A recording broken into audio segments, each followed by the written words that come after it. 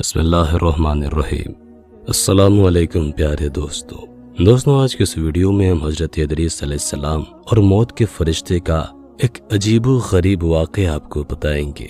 یہ ویڈیو بے حد ہی دلچسپ ہے، اس لیے آخر تک ضرور دیکھیے گا۔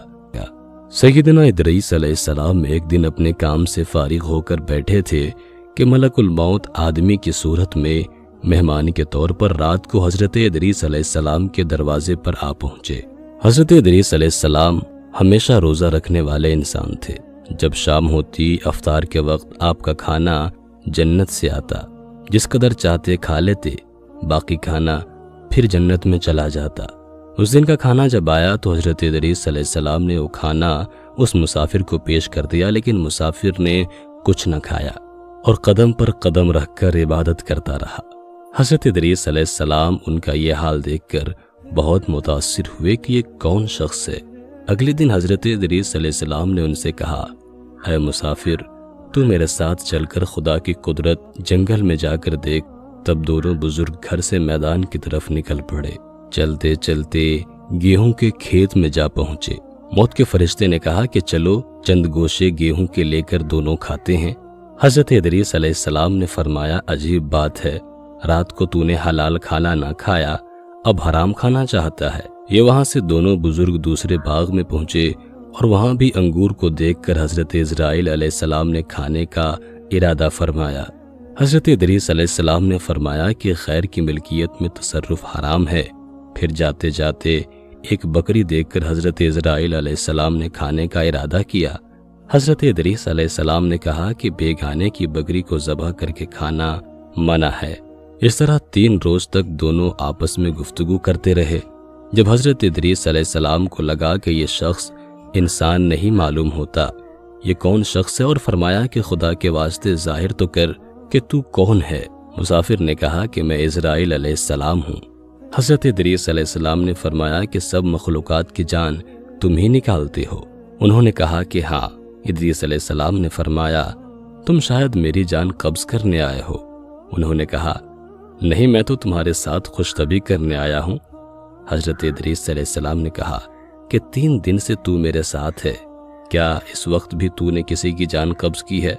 وہ بولے، تمام روحوں کو قبض کرنا ہمارے ہاتھ میں ایسے ہے جیسے تمہارے دونوں ہاتھوں کے نیچے روٹی رکھی ہوئی ہو، یعنی جس کی موت کا حکم ملتا ہے اللہ پاک کے حکم سے میں ہاتھ بڑھا کر اس کی جان قبض کر لیتا ہوں۔ اور بولا، اے حضرت ادریس علیہ السلام، میں چاہتا ہوں کہ تیرے ساتھ رشتہ داری قائم کروں۔ حضرت ادریس علیہ السلام نے فرمایا کہ میں تیرے ساتھ رشتہ داری قائم کروں گا، آپ مجھ کو روح قبض کرنے کی کرواہٹ سکھا دیں تاکہ مجھے زیادہ خوف ہو اور عبرت ہو، میں اپنے خالق کی اور بھی زیادہ عبادت کروں۔ ملک الموت نے کہا کہ میں اللہ کی خوشی کے بغیر کسی کی جان قبض نہیں کر سکتا۔ تب حضرت ادریس علیہ السلام نے خداوند قدوس کی بارگاہ میں عرض کی اور پھر جان قبض کرنے کا حکم ملنے پر جان قبض کر لی گئی۔ پھر موت کے فرشتے نے خدا کی بارگاہ میں دعا مانگی اور اللہ پاک نے ان کو زندہ کر دیا۔ حضرت ادریس علیہ السلام نے ملک الموت کو اپنی گود میں لے لیا اور دونوں نے آپس میں رشتہ داری قائم کر لی۔ پھر موت کے فرشتے نے ان سے پوچھا، اے ادریس علیہ السلام، جان نکلنے کی تلخی کیسی تھی؟ وہ بولے، جیسے کسی زندہ جانور کی کھال سر سے پاؤں تک ادھیڑی جاتی ہے۔ موت کے فرشتے نے کہا کہ اے بھائی، قسم ہے رب العالمین کی، جیسے میں نے تیرے ساتھ احسان کیا اور جتنی آسانی میں نے آپ کے ساتھ کی، ایسا میں نے کسی کے ساتھ نہیں کیا۔ حضرت ادریس علیہ السلام نے فرمایا، اے بھائی، مجھے دوزخ کے دروازے تک لے چل تاکہ اس کو دیکھ کر مجھے خوف الہی زیادہ ہو اور میں زیادہ عبادت اور بندگی کروں۔ تب موت کے فرشتے نے اللہ کے حکم سے ان کو دوزخ کے 7 طبق دکھائے۔ پھر حضرت ادریس علیہ السلام بولے، اے بھائی، مجھے جنت دیکھنے کی آرزو ہے، دیکھ کر خوشی حاصل کروں اور عبادت زیادہ سے زیادہ کروں۔ موت کے فرشتے حضرت اسرائیل علیہ السلام ان کو جنت کے دروازے پر لے گئے۔ پھر انہوں نے جنت کے مناظر اپنی آنکھوں سے دیکھے۔ پھر کہنے لگے، اے بھائی، میں جان کی تلخی سہ چکا ہوں، پھر دوزخ بھی دیکھی اور میرا جگر پیاس کے مارے جل رہا ہے، اجازت ہو تو بہشت میں جا کر ایک پیالہ جام پی لوں۔ تب انہوں نے کہا، ہاں، اگر تم واپس آنے کا وعدہ کرو۔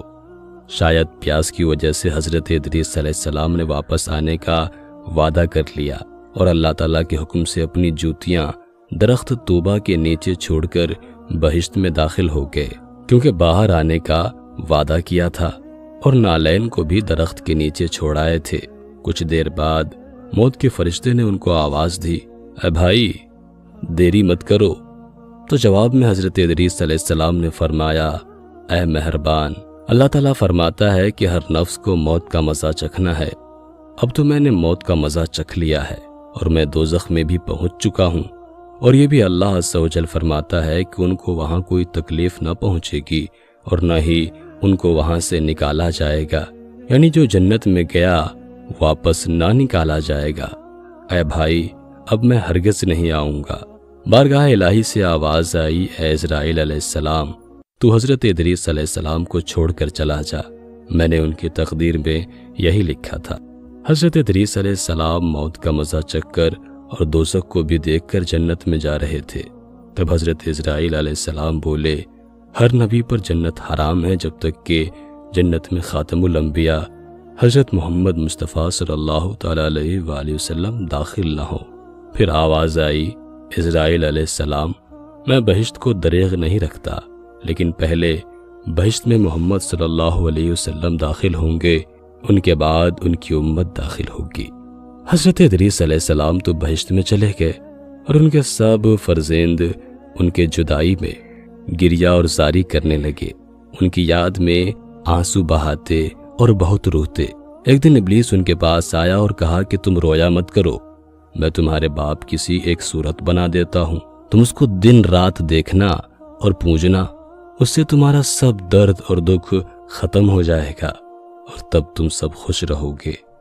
اب ابلیس لعین نے ایک ایسی صورت بنائی کہ حضرت ادریس علیہ السلام کی شکل اور اس مورتی میں کوئی فرق نہ تھا، اور وہ لوگ اس صورت کو پوجا کرتے تھے، یہاں تک کہ دھیرے دھیرے بت پوجنے کا رواج پورے دنیا میں پھیل گیا۔ پورب سے لے کر پچھم تک یہ رواج جاری رہا۔ کوئی آدمی اللہ تبارک و تعالیٰ کو نہ جانتا، نہ کسی کے پاس علم تھا اور نہ ہی اچھا عمل۔ بعد میں خدا تعالیٰ نے حضرت نوح علیہ السلام کو ان پر پیغمبر بنا کر بھیجا تاکہ ان کو ہدایت کی راہ بتائے۔ اللہ پاک ہم سب کو نیک عمل کرنے کی توفیق عطا فرمائے، انبیاء کرام علیہم السلام کے بتائے گئے راستوں پر چلنے کی توفیق دے اور ایمان پر خاتمہ نصیب فرمائے۔ امید کرتے ہیں کہ آج کی ویڈیو آپ کو بے حد پسند آئی ہوگی۔ ویڈیو کو لائک کرنے کے ساتھ ساتھ دوستوں کے ساتھ شیئر بھی ضرور کیجیے گا۔ اپنا اور اپنے پیاروں کا بہت سارا خیال رکھیے گا۔